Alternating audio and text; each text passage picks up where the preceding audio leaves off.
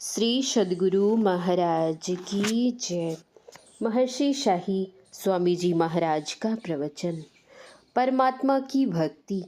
उपस्थित धर्मानुरागी साधक वृंद, सत्संग प्रेमी, सदात्माओं, माताओं एवं बहनों, सबसे पहली बात तो यह है कि प्रारंभ में वक्ताओं के मुंह से मेरे बारे में प्रशंसा की जो बातें आपने सुनी, उसे सुनना कैसा रहा। मेरे जानते कोई माई दाई दही बेच रही थी। लोगों ने पूछा, दही कैसा है? उसने जवाब दिया, बाबू गुड़ मिलाकर खाओ तो बहुत बढ़िया लगेगा। दरअसल गुड़ मिलाई बात है, बात वैसी नहीं है। यह प्रशंसा मैं अपने लिए शुभकामना और आशीर्वाद समझता हूँ। इस समय के पाठ का विषय है भक्ति। संत कबीर साहब के शब्दों में है, भक्ति बिनु नहीं निस्तरे। हर आदमी अपना उद्धार चाहता है, कल्याण चाहता है। यह भक्ति के बिना संभव नहीं है। गोस्वामी तुलसीदास जी महाराज रामचरितमानस के उत्तरकांड में लिखते हैं, सुनु खगेश हरि भगति बिहाई, जो सुख चाहहि आन उपाई। 63 महासिंधु बिनु तरनी, पैरी पार चाहहि जड़ करनी। कहने का तात्पर्य है कि हर एक को चाहिए भक्ति। भक्ति का अर्थ होता है सेवा। सेवा कर्म वह है जिसमें सेव्य को सुख लगे। जिस कर्म से जिसको सुख लगता है वह उसके लिए सेवा कर्म है। किसी को सुख लगता है कब? जब उसको वह चीज मिल जाती है जिसको वह चाहता है। परमात्मा को प्रसन्नता हो जाए, इसके लिए हम क्या करें? संसार की चीजों को अर्पण कर परमात्मा को प्रसन्न कर सकते हैं। लेकिन आर्य समाज के लोग एक गाना गाते हैं, अजब हैरान हूँ भगवन, तुझे कैसे रिझाऊं मैं। ना कोई वस्तु ऐसी है जिससे सेवा में लाऊं मैं। करूं किस तौर आवाहन कि तू मौजूद है हर जहाँ। निरादर है बुलाने में अगर घंटी बजाऊं मैं। लगाना भोग का तुझको यह भी अपमान करना है। जो सब जग को खिलाता है उसे कैसे खिलाऊं मैं। बात पते की है। परमात्मा को संसार की वस्तु अर्पण कर प्रसन्न नहीं कर सकते, क्योंकि सारी वस्तुएं उन्हीं की हैं। संसार की वस्तु पाकर प्रसन्न होते हैं संसार के लोग, परमात्मा नहीं। परमात्मा को प्राप्त करना है तो अपने को ही परमात्मा पर न्यौछावर कर दीजिए। इसलिए संत तुलसी साहब ने कहा है, कुदरती काबे की तू महराब में सुन गौर से, है आ रही धुर से सदा तेरे बुलाने के लिए। यह हमारा आपका जो शरीर है यही कुदरती काबा है। ऊपर वाला भाग मेहराब है। कहते हैं अपने से सुनोगे। धुर कहते हैं शब्द को, पर शब्द परमात्मा से आ रहा है। परमात्मा हम आपको चाहता है। अगर हमें परमात्मा नहीं चाहता तो क्या हम परमात्मा को चाहते?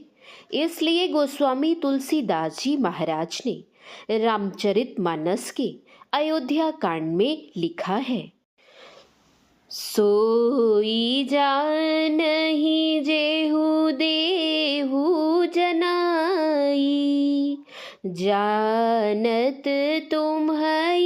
तुम हई होई जाई, तुम्हारी कृपा तुम ही रघुनंदन, जानहि भगत भगत उर चंदन।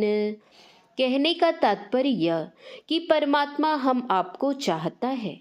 इसलिए सुंदर दास जी महाराज लिखते हैं, बिनु शीस नवे जह सेव्य को, सेवक भाव लिए रहे, मिली परमात्म सो आत्मा, पराभक्ति सुंदर कहे।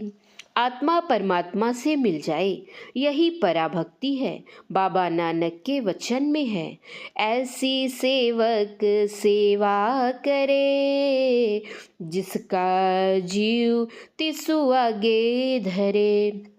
कहने का तात्पर्य है, परमात्मा का भजन करना चाहते हैं तो अपने को ही परमात्मा को दे दीजिए, परमात्मा को प्रसन्नता हो जाएगी।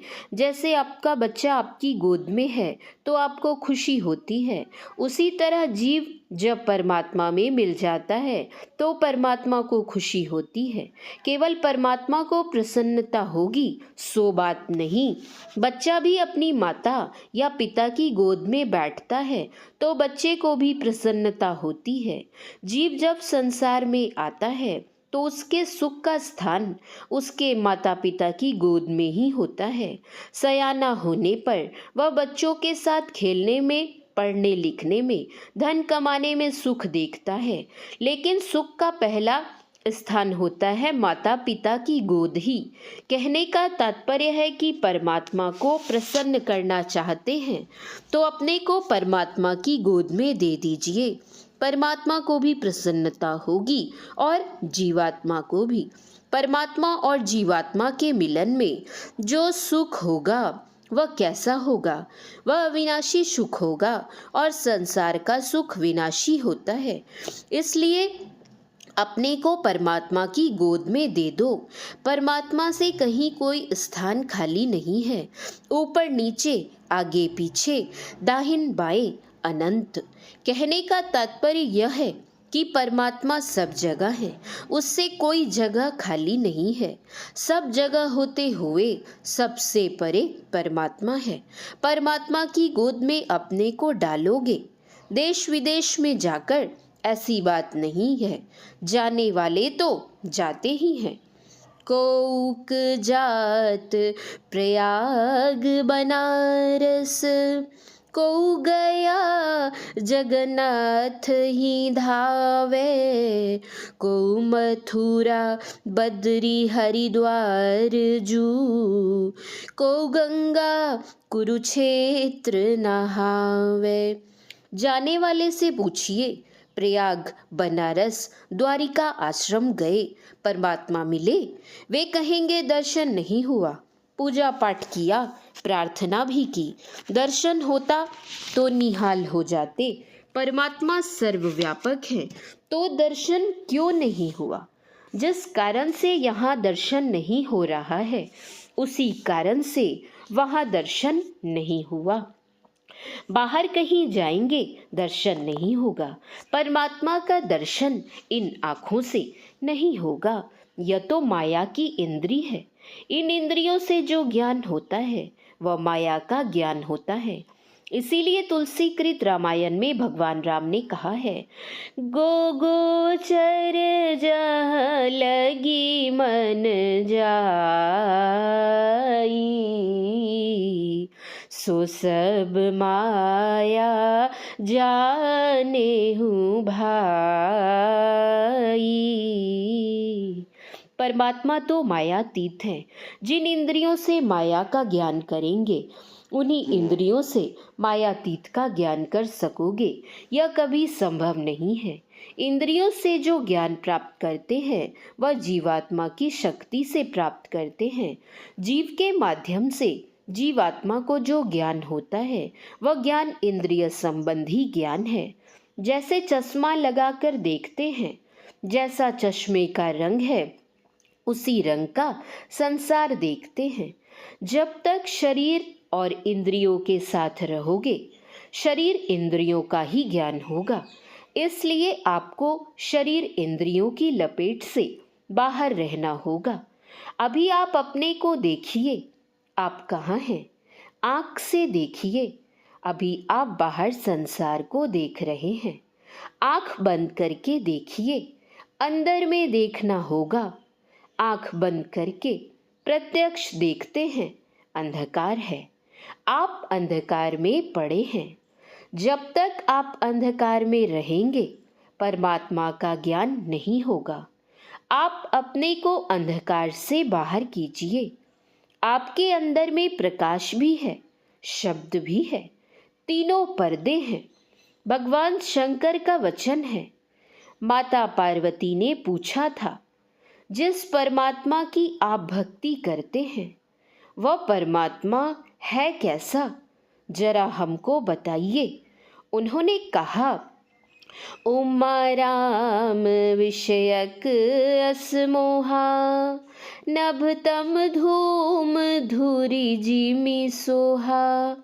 जिस तरह का मोह रहता है, अंधकार रहने पर अंधकार मालूम पड़ता है। धूल छाई रहे तो धूल समान मालूम पड़ता है। धुआं छाया रहने पर धुएं जैसा मालूम पड़ता है। सही कौन है? सही एक भी नहीं। अंधकार रहने पर बिल्कुल ज्ञान नहीं होता है।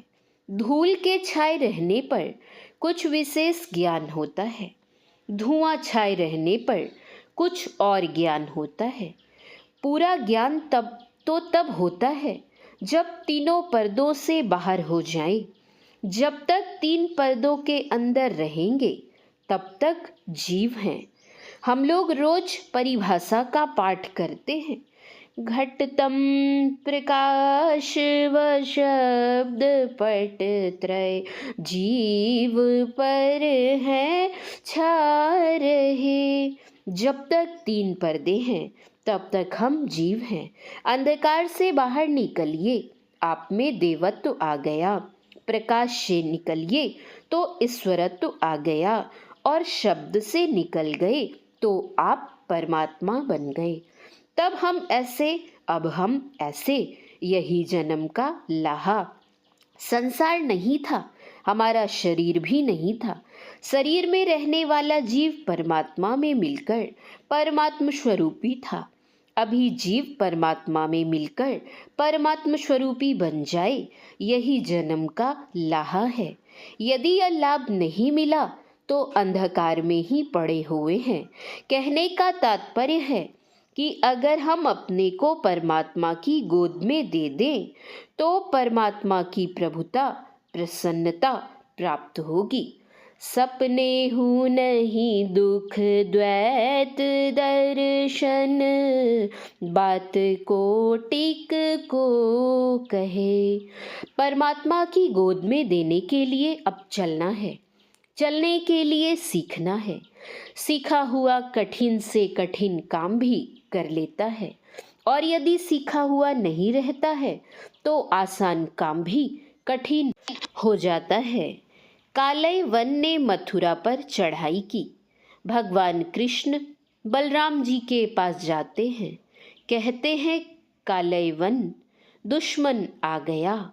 यूँ तो इसे मार देना आसान है, मगर मैंने कई बार इसकी सेना को मारकर भगाया है। बलराम जी ने कहा, आप उसे पकड़ लेते हैं, छोड़ देते हैं, मार देते तो काम खत्म हो जाता। श्री कृष्ण बोले, उसे यूं ही छोड़ देते हैं। आता है तो एक अक्षौहिणी सेना लेकर आता है। पहले उसी को मार दिया होता तो कितनी सेना उसकी बच गई होती।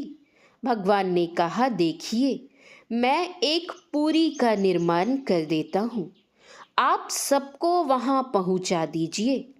यहाँ बड़े बूढ़े रहेंगे और हम रहेंगे, मारेंगे युक्ति से।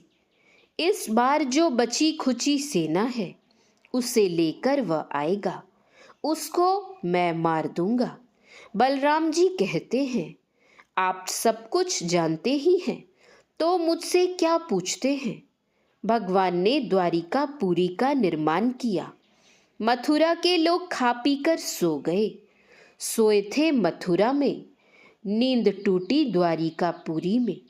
सवेरा हुआ, भगवान कृष्ण माला पहनकर, पीतांबर ओढ़कर, हाथ में बांसुरी लेकर निकले। उधर काले वन सेना लेकर डटा था। नारद ने काले वन को भगवान कृष्ण का हुलिया बता दिया। वह भगवान को पहचान गया। उसने भगवान से कहा, आओ, तुम्ही से हाथ मिलाने आया हूँ। जब उसने यह कहा तब भगवान दूसरी तरफ मुड़ गए और भागने लगे। काले वन ने कहा, भागना बहादुरों का काम नहीं है। यदि तुम ऐसा करते हो तो तुम्हारे खानदान की बदनामी होगी, तुम्हारी माता के दूध की जग हसाई होगी। वह अनेक कटु वचन बोलने लगा। तब भगवान ने और तेज चलना शुरू कर दिया। काल्यवन ने सोचा कि हाथ में आया शिकार निकल जाना चाहता है, अतः वह उन्हें पकड़ने के लिए और तेजी से चलने लगा। भगवान भाग निकले। कहीं 2-4 हाथ की दूरी हो जाती तो कहीं 200-400 हाथ की दूरी हो जाती। यह श्रीमद् भागवत की कथा है। भगवान भागते भागते पहाड़ की एक कंदरा में छिप गए। इस कंदरा में राजा मुचकुंद सोया हुआ था। भगवान ने अपना पीतांबर उसे ओढ़ा दिया और खुद छिप गए।